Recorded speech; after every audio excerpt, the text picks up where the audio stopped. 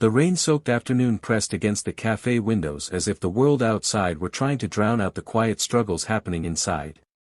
The single dad sat with his two kids, trying to balance a smile for them while hiding the exhaustion in his eyes, when the door swung open and a young woman stepped in, leaning on crutches, her single prosthetic leg trembling under her weight.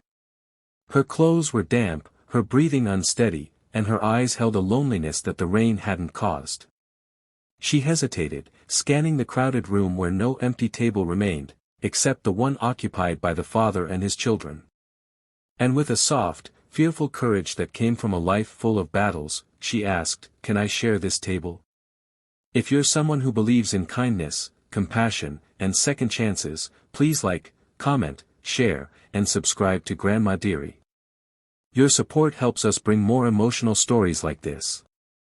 He simply nodded at first, but the moment she sat down, something shifted around the table, like the air understood a new story was about to unravel. She settled quietly, trying not to disturb anyone, but the little girl on the father's lap stared at her prosthetic leg with innocent curiosity. The young woman noticed and forced a tiny smile, though deep down she wished she could disappear. She had spent years pretending her disability didn't bother her, but some days pretending was harder than walking itself. The single dad kept glancing at her, not out of pity, something she hated, but out of the gentle awareness of someone who understood silent pain. He had the same eyes she did, the kind that held stories people rarely asked about.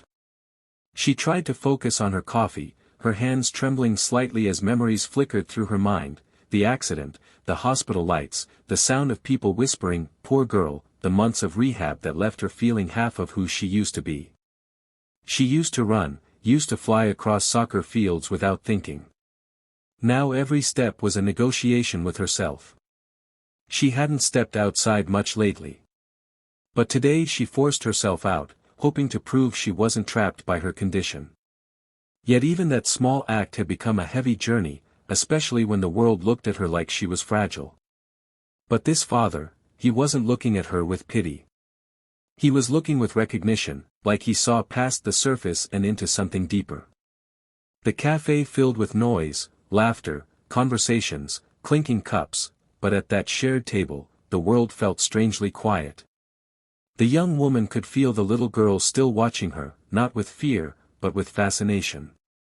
And surprisingly, it didn't bother her. It reminded her that children were pure, they didn't judge, they just observed. The father finally spoke, and his tone was calm, warm, the type that made walls crumble. He thanked her for joining them, and told her his kids were usually too shy with strangers. She laughed lightly, though her voice cracked. She couldn't remember the last time someone had spoken to her without tiptoeing around her disability. In that moment, her shoulders relaxed, and she allowed herself to breathe normally. As minutes passed, the tension she walked in with began to melt. She noticed the father's tired hands, the dark circles beneath his eyes, signs of someone carrying burdens quietly. His son, sitting beside him, shared the same curls and gentle gaze. They weren't a perfect family, but they were trying, surviving each day with small acts of love. And she admired them for it. When the boy accidentally dropped his juice box, she reached to help without thinking. Her crutch slipped slightly, and embarrassment washed over her as she steadied herself.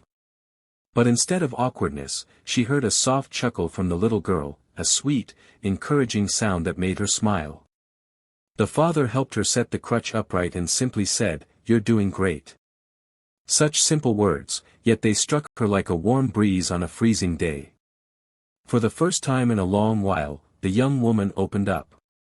She told them about her accident, about losing her leg 3 years ago, about how her friends slowly drifted away, unsure how to treat her.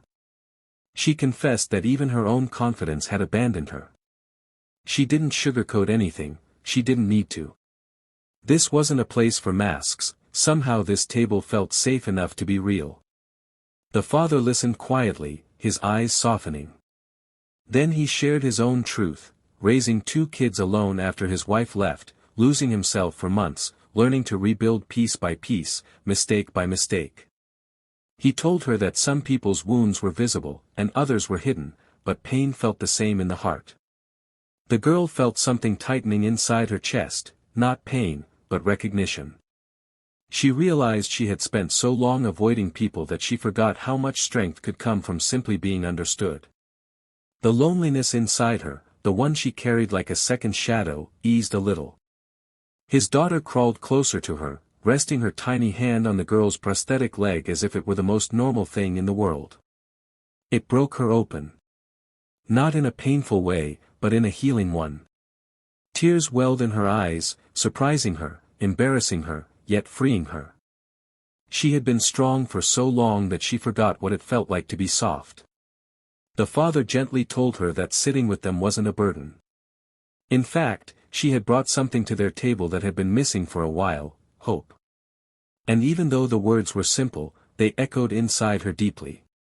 Maybe she wasn't broken, maybe she was still capable of belonging somewhere. By the time she finished her drink, the storm outside had softened, and the café seemed warmer. She stood up slowly, steady on her prosthetic leg, and for the first time in months, she felt pride instead of shame. The kids waved at her, and she realized that sometimes one shared table could change the direction of someone's entire day, maybe even their life. As she walked toward the door, she heard the father's voice behind her, not calling her back, not asking anything of her, but thanking her, genuinely, as if she had given them something precious. And for once, she believed it. If this story touched your heart, please like the video, share it, and subscribe to Grandma Diery for more emotional stories that remind us that kindness still exists. Before you go, comment below, everyone deserves a place at the table. Thank you for reading.